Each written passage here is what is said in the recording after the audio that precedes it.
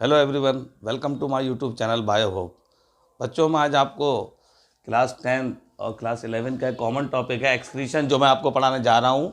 ये एक्सक्रीशन बहुत important topic है। क्लास 10 में तो बहुत एग्जाम होने वाला है, इसमें बहुत आता है, और क्लास 11 के लिए भी इंपॉर्टेंट होता है। नीट में भी बहुत पूछे जाते हैं यहाँ से क्वेश्चन। बेटा, क्वेश्चन होगा व्हाट इज एक्सक्रीशन। एक्सक्रीशन क्या है, ठीक है। तो पहले तो इसकी डेफिनेशन मैं आपको बता दूँ। एक्सक्रीशन ये एक्सक्रीटरी सिस्टम का एक टॉपिक है। इसका क्या रोल होता है हमारी बॉडी में, थोड़ा सा हिंट पहले दे दूँ। ये सिस्टम हमारी बॉडी में बहुत बड़ा रोल प्ले करता है, ठीक है। हम जो भी चीज़ खाते हैं उस चीज़ का मेटाबॉलिज्म होता है बॉडी के अंदर, ठीक है। मेटाबॉलिज्म होता है, मेटाबॉलिक प्रोसेस जब जब होती हैं उसके दौरान कुछ नाइट्रोजिनस वेस्ट प्रोडक्ट बॉडी के अंदर बनते हैं, जिन्हें हम मेटाबॉलिक N2 वेस्ट प्रोडक्ट कहते हैं।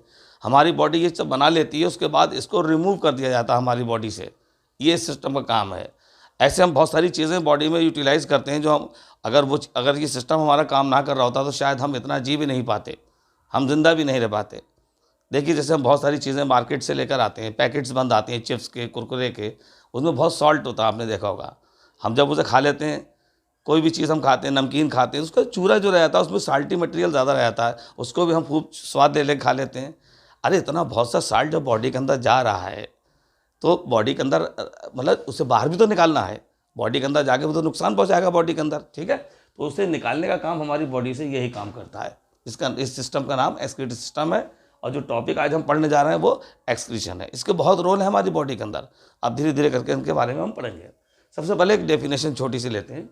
What is excretion. एक्सक्रीशन क्या होता है। एक्सक्रीशन में क्या होता है, जो भी मेटाबॉलिक एक्टिविटीज़ बॉडी के अंदर हमारी होती हैं, चाहे वो किसी भी चीज़ का मेटाबॉलिज्म हो रहा हो बॉडी के अंदर, चाहे प्रोटीन का मेटाबॉलिज्म हो रहा हो, चाहे कार्बोहाइड्रेट का मेटाबॉलिज्म हो रहा हो, किसी भी चीज़ का, तो जो मेटाबॉलिक एक्टिविटी बॉडी में होती है, उस मेटाबॉलिक एक्टिविटी के दौरान हमारी बॉडी कुछ नाइट्रोजीनस वेस्ट प्रोडक्ट बनाती है, जिन्हें जनरली हम मेटाबॉलिक N2 वेस्ट प्रोडक्ट भी कह सकते हैं।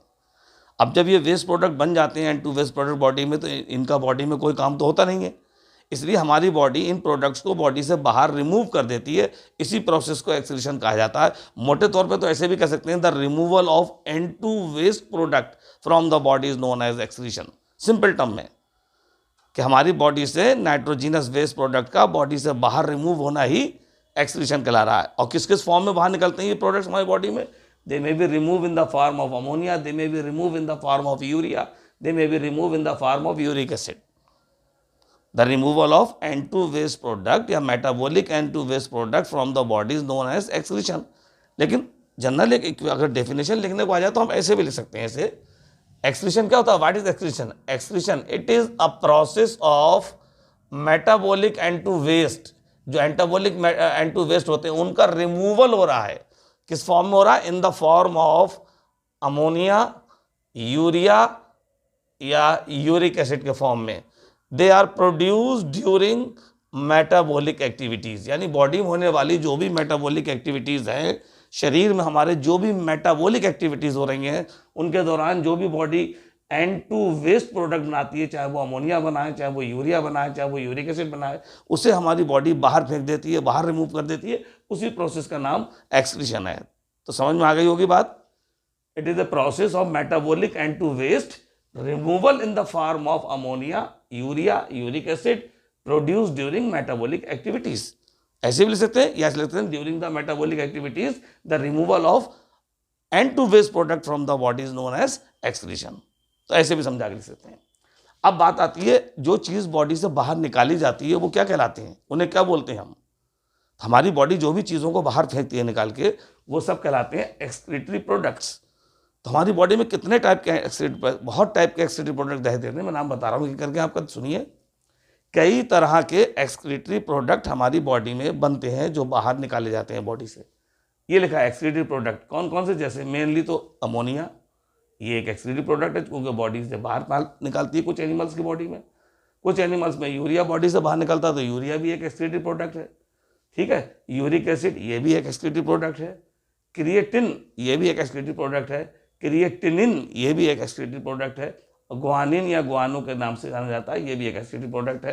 हिप्यूरिक एसिड भी एक एक्सक्रीटरी प्रोडक्ट है। और एक प्रोडक्ट होता है TMAO, पूरा नाम ट्राई मिथाइल अमीन ऑक्साइड। ये नीट के एग्जाम के लिए बच्चों के लिए ज़्यादा इंपॉर्टेंट है, ये चीज़ हमने बता दी। हमारे 10th लेवल के बच्चे तो 3 चीज़ें याद कर लें तो काफ़ी है उनके लिए। एक अमोनिया, यूरिया और यूरिक एसिड। बाकी क्लास 11 और नीट के लिए सब चीज़ें मालूम होना चाहिए बच्चों को। तो ये एक्सक्रीटिव प्रोडक्ट है हमारे, चाहे अमोनिया है, यूरिया है, यूरिक एसिड है, क्रिएटिनिन है, गुआनिन है, और ये कौन है बेटा, हिप्यूरिक एसिड और TMAO, trimethylamine oxide. अब मैं बात करूंगा टाइप ऑफ ऑर्गेनिज्म की, किसके बेस पे बांटा गया ऑर्गेनिज्म को, on the basis of excretory product. ये दिखा दिया, on the basis of excretory products the animal divide generally 3 categories. कौन कौन सी 3 कैटेगरीज हैं? Number 1 ammonotelic, number 2 ureotelic, number 3 uricotelic. अब अमोनोटेलिक वो होते हैं एनिमल जो अपनी बॉडी से अमोनिया को बाहर निकालते हैं, अमोनिया को रिमूव करते हैं।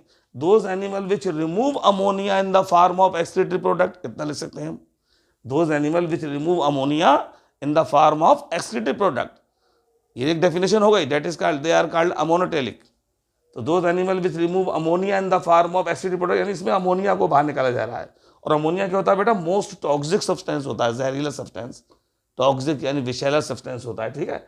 और इसमें मैक्सिमम वाटर मौजूद होता है, ये उन एनिमल्स में जनरली मौजूद होते हैं जो पानी के अंदर रहते हैं, ठीक है। उनमें अमोनोटेलिक, ज़्यादातर वो अमोनोटेलिक एनिमल होते हैं ज़्यादातर, ठीक है। रेडियली सॉल्युबल इन वाटर, क्योंकि पानी में आसानी से घुल जाता है, और इस प्रोसेस को हम अमोनोटेलिज्म कहते हैं। क्या कहते हैं बेटा? तो अमोनोटेलिक एनिमल वो होते हैं दो release the ammonia in the form of excretory product, यानी इसमें जो एक्सक्रीटरी प्रोडक्ट बाहर निकलेगा वो अमोनिया होगा। और अमोनिया मोस्ट टॉक्सिक सब्सटेंस होता है, विषैला सब्सटेंस होता है, ठीक है। और मैक्सिमम इसमें वाटर मौजूद होता है, इसमें रेडियली पानी में सोल्यूबल होता है। इस प्रोसेस को अमोनोटेलिज्म भी कहते हैं। ये एग्जाम्पल याद रखना है आपको। अमोनोटेलिक एनिमल कौन कौन से होते हैं? जैसे अमीबा, अमीबा का नाम सबने सुना ही होगा बच्चों, पैरामीशियम, फिशेस मछलियाँ, एक्वेटिक इंसेक्ट्स और टेडपोल। मेंढक का जो बच्चा जो अंडा तोड़कर बाहर निकल कर आता है, छोटा सा फिश लाइक होता है जिसे हम टेडपोल कहते हैं, वो अमोनोटेलिक होता है। जिस समय वो टेडपोल स्टेज में होता है उस समय वो अमोनिया को बॉडी से बाहर निकालता है, इसलिए उसे अमोनोटेलिक कहते हैं। तो टेडपोल हमेशा अमोनोटेलिक होता है, याद रखना। लेकिन जैसे वो एडल्ट फ्रॉग में बदल जाएगा फिर वो कुछ और हो जाएगा, फिर उसका कुछ नाम और लिया जाएगा, ठीक है। वो अमोनोटेलिक नहीं रहेगा, फिर वो कोई और चीज़ बॉडी से बाहर निकालने लगेगा। देखिए समझिए, तो ammonotelic animal are those animal which remove ammonia in the form of excretory product, ठीक। ये मोस्ट टॉक्सिक होती है, मैक्सिमम इसमें वाटर मौजूद होता है। अमोनोटेलिज्म कहते हैं प्रोसेस को। कौन कौन से एनिमल है जो अमोनोटेलिक एनिमल कैटेगरी में रह गए? एनसीईआरटी में जो दिए जाते हैं वो एनिमल ये हैं क्लास 11 और नीट के एग्जाम के लिए। अमीबा हैं, पैरामीशियम हैं, फिशेस हैं, एक्वेटिक इंसेक्ट्स हैं, टेडपोल हैं, दे आर अमोनोटेलिक। इसमें टेडपोल का नाम जरूर 10th के बच्चे भी याद रख लें। टेडपोल हमेशा अमोनोटेलिक होता है, शायद 1 मार्क्स में टेक में क्वेश्चन आ जाए, ठीक है। टेडपोल इज अमोनोटेलिक एनिमल, ठीक। अमोनोटेलिक, अमोनिया बाहर निकालता है। अब दूसरी कैटेगरी होती है बेटा ureotelic. Ureotelic animal are those which release urea in the form of excretory product. ये बॉडी से यूरिया को बाहर निकालते हैं एक्सक्रीटरी प्रोडक्ट के फॉर्म में। ये यूरिया बॉडी से बाहर फेंकेंगे निकाल के, वो कहलाएंगे यूरियोटेलिक। यूरिया क्या, ये बेटा फार्मूला इसको देख लो, NH2CO NH2, NH2CO NH2, ये यूरिया का फार्मूला होता है। तो जो एनिमल यूरिया को बॉडी से बाहर निकालते हैं एक्सक्रीटरी प्रोडक्ट के फॉर्म में, जो एनिमल यूरिया को एक्सक्रीटरी प्रोडक्ट के फॉर्म में बाहर निकालेंगे, बॉडी से रिमूव करेंगे, वो कहलाएंगे यूरियोटेलिक। जनरली इसमें ये भी moderately toxic in water, water में थोड़ा बहुत टॉक्सिक ये भी होता है, इसमें पानी की मात्रा होती है, और इस प्रोसेस को यूरियोटेलिज्म कहते हैं। ये कहाँ मिलेगा, किन एनिमल में देखने को मिलेंगे यूरियोटेलिक एनिमल? कौन कौन से होते हैं? They are terrestrial amphibians. Amphibians वही मेंढक वगैरह जो ज़मीन पे भी रह लेते हैं, पानी में भी रह लेते हैं, ठीक है। जो aquatic and terrestrial both habit आसानी से बियर करते हैं, आसानी से जिनमें रह सकते हैं, पानी में भी रह सकते हैं, ज़मीन पे भी रह सकते हैं, वो एम्फीबियंस कहलाते हैं, जिसमें मेंढक वगैरह आते हैं। तो मेंढक देखिए जनरली जब वो टेडपोल स्टेज में होता है तो वो अमोनोटेलिक होता है, लेकिन जैसे ही वो फ्रॉग बन जाता है, एम्फीबियंस कैटेगरी में आ जाता है, तो वो यूरियोटेलिक हो जाता है। जब वो बच्चे के फॉर्म में टेडपोल स्टेज में, तो वो अमोनिया बाहर निकाल रहा है बॉडी से, तो उस समय वो अमोनोटेलिक कहलाएगा। लेकिन जैसे वो फ्रॉग में कन्वर्ट हो जाता है तो वो यूरियोटेलिक हो जाता है, क्योंकि वो यूरिया को बाहर निकालने लगता है बॉडी से। तो जितनी मरीन फिशेस हैं, मरीन का मतलब समुद्र में रहने वाली, मरीन मतलब समुद्री, मरीन फिशेस समुद्र में रहने वाली फिशेज होती हैं, समुद्री फिशेज होती हैं, जो सी में पाई जाती हैं, वो क्या कहलाती हैं? वो भी यूरियोटेलिक होती है, वो भी यूरिया बॉडी से बाहर निकालती हैं। एक एग्जाम्पल नीट के बच्चों के लिए यहाँ थोड़ा सा बताना चाहूँगा। TMO जो होता है ना, TMO, ये भी मरीन फिशेस में रिलीज होता है, मरीन फिशेस। ये पिछले साल के एग्जाम में क्वेश्चन आया हुआ है नीट में, ठीक है। TMAO trimethylamine oxide release in marine fishes. ये इंपॉर्टेंट क्वेश्चन है, ये आता है नीट में। तो जो भी समुद्री मछलियां हैं उनमें ट्राई मिथाइल अमीन ऑक्साइड होता है। अक्सर देखा होगा इन मछलियों से ये सब्सटेंस जो बाहर निकल रहा है बॉडी से, अब ये तो उस पानी में रहती हैं, लगातार ये सब्सटेंस पानी में छोड़ती रहती हैं। तो इस पानी को अगर हम किसी बर्तन में लेके ऐसे सूंघें तो एक स्पेशल टाइप की स्मेल आती है। तो वो स्मेल इसी सब्सटेंस की होती है, TMAO की, ट्राई मिथाइल अमीन ऑक्साइड। ठीक है, एक सिसैन टाइप की आती है, बिसैन टाइप की जो आती है वो इसी की आती है, तो ध्यान रखिएगा। अब तीसरी कैटेगरी बेटा एक थी uricotelic animal. Uricotelic animal are those which remove uric acid from the body. ये अपनी बॉडी से यूरिक एसिड बाहर निकालते हैं। अब यूरिक एसिड में तो वाटर की कंसंट्रेशन और कम हो जाती है। ये स्पेशल सबसे बेस्ट एग्जांपल इसका बर्ड्स और रेप्टाइल्स है। इसके अलावा लैंड स्नेल जो होते हैं, स्नेल ज़मीन पर रहने वाले स्नेल, और लैंड इंसेक्ट्स, उनमें यूरिक एसिड ही बाहर निकलता है। ये थोड़ा सेमी सॉलिड फॉर्म में होता है। ठीक है, पेस्ट लाइक स्ट्रक्चर, जैसे पेस्ट होता है हमारा टूथपेस्ट करने वाला, उस तरह का structure, paste like structure, semi solid, ना वो सॉलिड है ना लिक्विड है, बीच की स्टेज है, सेमी सॉलिड फॉर्म में होता है यूरिक एसिड। तो हमने ये देखा कि टॉक्सिसिटी किसमें सबसे ज़्यादा पाई जाती है वो बताना है मुझे आपको। अगर मैं इन दोनों की तुलना करूँ, अमोनोटेलिक यूरिटेलिक की तुलना में ज़्यादा टॉक्सिक है, तो मैं लिख दे रहा हूँ ये टॉक्सिक है। ठीक है, ज़्यादा टॉक्सिक है। ठीक है, और अगर इसकी तुलना इससे करूँ तो ये लीस्ट टॉक्सिक, मतलब कम टॉक्सिक है टॉक्सिक है भी, लेकिन बहुत कम उसकी तुलना में, क्योंकि यहाँ वाटर की कंसंट्रेशन और कम हो जाती है। तो हमने देखा ऑर्गेनिज्म को एक्सक्रीटरी प्रोडक्ट के बेस पर 3 कैटेगरी में मेनली बांटा गया। 10 तक के बच्चे इसको तैयार करेंगे अभी जो एग्जाम उसके लिए। उसमें अमोनोटेलिक है एक, यूरियोटेलिक और यूरिकोटेलिक। जो अमोनिया बॉडी से बाहर रिमूव कर रहे हैं वो ammonotelic, example amoeba, paramecium, fishes, aquatic insect, tadpole. और यूरिकोटेलिक वो जो यूरिया को बॉडी से बाहर रिलीज कर रहे हैं, ठीक है, in the form of excretory product. ये यूरियोटेलिज्म कहलाती है प्रोसेस में। टेरेस्ट्रियल एम्फीबियंस आ जाते हैं और मरीन फिशेस आ जाती हैं।